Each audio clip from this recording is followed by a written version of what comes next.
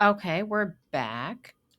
So we're talking about how, good zoning and planning can be and create environmentally friendly neighborhoods and townships and all of that great stuff. However, zoning and planning can also be used, um, to preserve a community's maybe, not so inclusive traits. So it might be used to what they would consider keep out the riffraff. So, my daughter lives in, she's going to Georgetown now. And one of the things about Georgetown, it's in Washington, D.C., and Washington, D.C. has this great rail system that goes from the airports, it goes through the downtown, it goes through all the, goes out of the city into some of the neighboring towns in Virginia and Maryland, but there is no subway that goes into Georgetown. And the residents claim that they don't want a subway in there because of the historical nature of Georgetown. But, the other reason is that they don't want Georgetown to be easily accessible by, the riffraff, right? The people, they want to keep people out. Um, so that is an example where, your planning might, be trying to exclude people. Um, One of the ways that property owners may exclude or limit who has access to property in the future, it's called a covenant. So if you, have a piece of land that you're subdividing for development, you can create a covenant that runs with the land. So as long as the land exists, this obligation exists. So it's a promise to use it in one way or a prohibition against using it in one way. So a big example is, miles and miles of Chicago lakefront property was owned by the department store magnate Montgomery Ward, and he sought to donate the land to the city of Chicago. But he gave a proviso in giving the land, and it's a covenant that runs with the land that can only be used for like parkland. So that's why we have so much unencumbered lakefront in Chicago because of Montgomery Ward's gift, and that covenant that runs with the land. So that would be a way of preserving our natural lakefront and preventing development there. Um, Different example, in a different way. So I used to have a lake house out near Rockford, and it was kind of this man-made lake, and this development was created in the 1970s where they dammed up something and created this little lake. But there was a big parcel of the property that was undeveloped. They called it the campground, and that was for when people were building their properties. People would bring their RVs up there and still be able to use their lakefront properties while they were building their homes. And then at that point, most of the in in the 2000s, most of the lots had already been built on, and they didn't think there was a need for this campground anymore.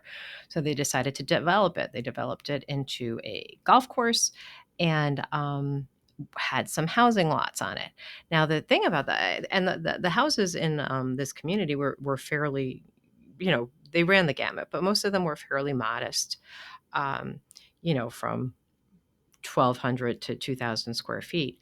And they made limits on these lots that they, had to be a minimum of, 2,800 square feet, and, um, had to be a larger lot size than that because they wanted it to be like schmancy on the golf course. So that's again example of a covenant that runs with the land created by a property owner to be exclusionary.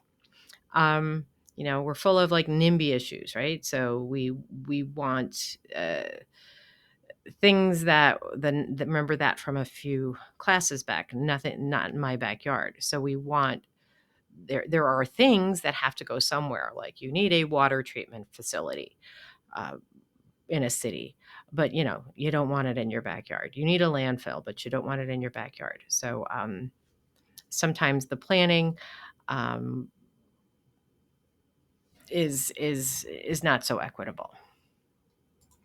um, for your process of local regulation, like I want a variance, I want a conditional use or something like that, it obviously varies by where you're located.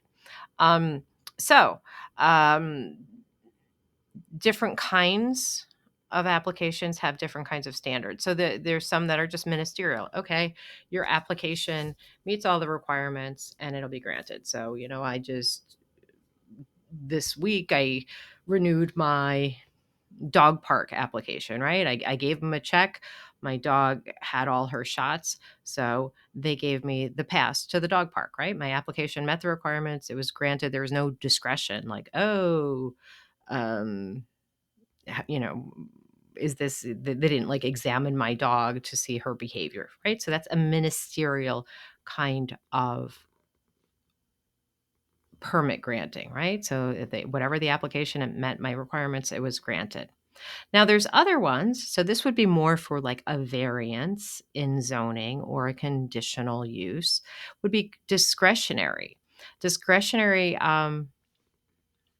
is a decision that is not black or white. There are judgment calls. And then, they might be reviewed by a board, or you might have to have a community meeting to determine whether this variance should be granted. So that's a different kind of way that a variance might be granted. Um, and even though we're in one municipality, municipalities are by definition next to a different municipality. So if they're putting a Lulu, right, a locally undesirable land usage on the border between the next town, then that decision impacts that neighboring area, and maybe that neighboring area should be part of the decision making process.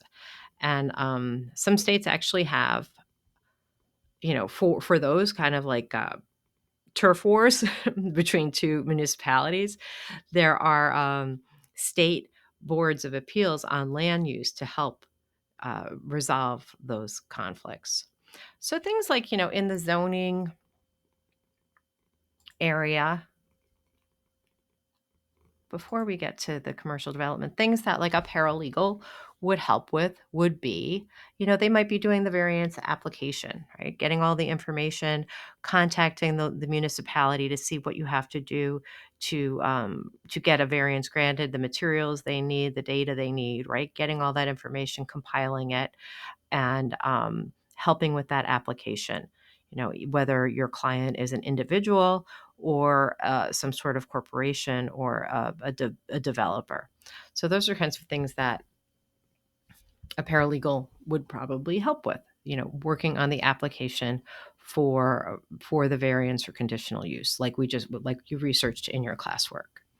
Um, so there, things now like that are happening, and I'm sure you've noticed it in your own community, are, rather than having straight residential areas and straight commercial areas, are these mixed use developments. So it's a big, buzzword now, mixed use, right? So if you're having a development, you're going to have a hotel, and you're going to have retail, and then you might have parkland and exercise facilities, and then you might have rental units, and then you might have little owned homes, and then owned townhomes and things like that. So that's what you would think of as a mixed use development. So that things that were normally separate are now in one development, which is kind of nice, right? If you live somewhere, then you can also like go to the grocery store, or there's a restaurant nearby, or your dry cleaning, or whatever that is. And another kind of word for that would be like a planned unit development, right? Or like there's not a straight zone, they call it a floating zone, right? Because all of these different uses are allowed in this area. And then, they're trying to creative use of space, right? So you have some park, some green space, you have some retail space, you have some living space. It's happening a lot now in downtown Chicago. You have these office buildings that are partially vacant. So then now, rather than being straight commercial office buildings, they're, redeveloping a floor as a residential floor, and doing mixed use where there's office space, retail space, and home space in the same space, right? And before, if the taxing on commercial, the pricing of commercial is different than residential, so you couldn't do that. But so now they're working on that, um, to make these floating zones. One of the things that they're also doing, a different trend, is, so think of a traditional suburban neighborhood where the lots are a fairly uniform size and you have that spacing, that setback requirements, so that you can't build homes too close to each other. So they're changing this a bit, and allowing for, or it's just a trend that they allow, the homes or the buildings are closer together. They're clustered, right? The zero lot line development, maybe even, uh, what do they call it? And where they share one wall. It'll come to me in a minute. So then if they have a parcel, right? So maybe you have the home, maybe it's townhomes and they're all close together, but then you have preserved this open space. So then you have a nice park for the kids or the dogs or the people to walk, right? So you have some open spaces. And then that is more amenable to, say, wildlife, um, waterfowl, migrating birds, all of that. You don't have to worry about everybody mowing their lawn individually. You have like this nice space that everybody can share for green space. um States and areas are, they give incentives to owners who provide this open space, or like planting trees or do some sort of conservation easements. I know it's kind of mandated around where I live. When there's a new development, they have to set aside green space as a retention area so that the water runoff, doesn't end up in the basement. So those are just some trends in land use regulation. Oh, here's some more. My cat is on my notes, so I don't know what's coming next. Oh no, he's going to be on my keyboard. All right, so if you have right to develop something in a certain area, there's something called transfer development rights. So you can, as the zoning people, grant the ability, if you have the right to develop in one area, then you can develop in a different area, so that if it's an environmentally sensitive area that you don't want as much development, then you can reduce the density there. And then this is one of the things that I have posted in the supplemental materials. Incentives to redevelop these contaminated brownfields. The brownfields, again, as I think I said earlier, are these former uses where there's potential contamination, right? So think of like an old gas station or an old factory, right? So that the state and the Illinois statute, as I gave you, they provide low interest loans to purchase and redevelop and clean up these areas. So, you're making an unusable parcel now usable, and hopefully in an environmentally friendly way. And then, committing infill development. So that's there's property, there's a developed area, and you just have like a building that maybe needs to be rehabbed or maybe needs to be torn down or something like that. So the states kind of are trying to promote and give incentives, whether they're tax incentives or loans or grants, to develop those. I think an example of that would be, say, remember that the when you're driving down the Congress Parkway, which I think has a different name now, and the post office, that giant post office building, which was vacant for so long. So that they have given incentives for the redeveloping of that. That would be an infill development. Um, so performance incentive zoning. So if you the municipality might have a bunch of goals, right? All right, I want more green space, or I need more money for schools, or I need more low income housing or something. So if the developer, in order to get their permits or their zoning variances or their zoning exceptions, can choose from one of these menus of municipal goals, and if they're satisfied, if they're helping out in one of those, they will get some sort of benefit and get their permit granted. So yeah, paralegal roles, which so if I actually posted some in zoning and planning. I was just kind of looking on Indeed for, if you were interested in zoning and planning. I mean, it's not like straight environmental work, but it does affect the environment big time. Um, there were a couple of opportunities, like working for cities in the zoning or planning office. So just take a look at them. They're posted in the supplemental materials for you to look through. So that's like if you want to work for that city or municipality.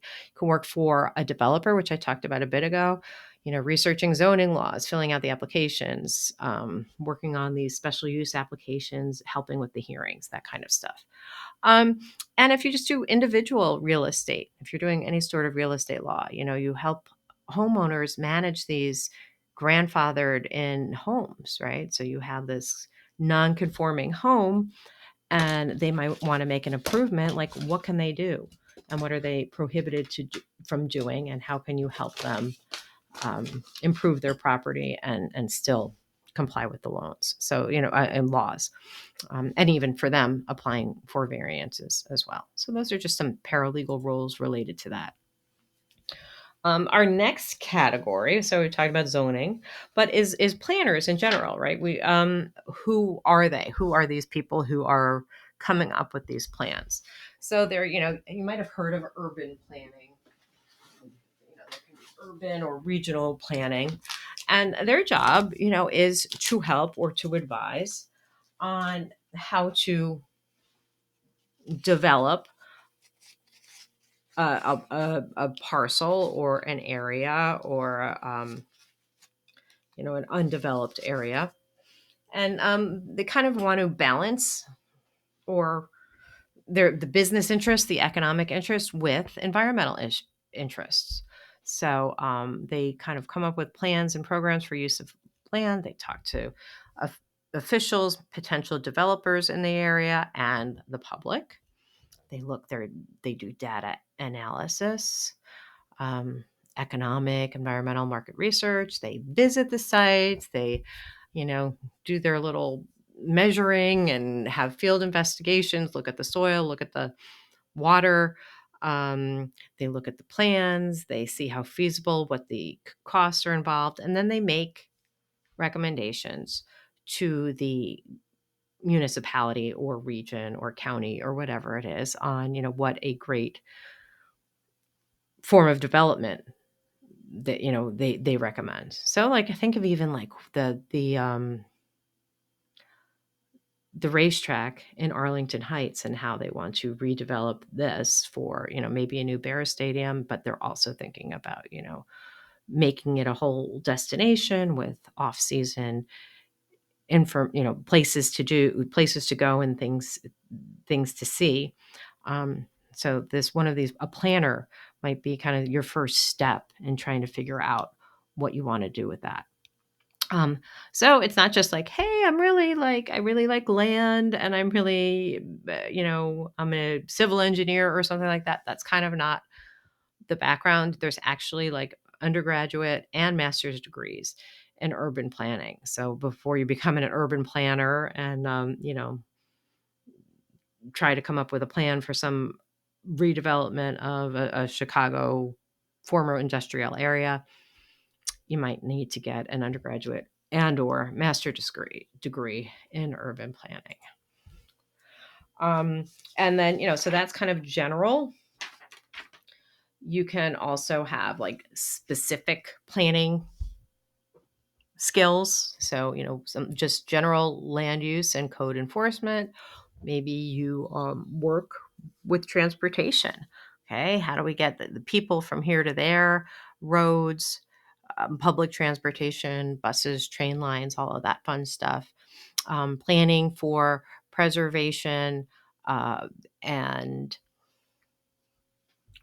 proper use of environmental and natural resources. Maybe we're working for economic development, or maybe we just want it to look cool. We want a cool urban design.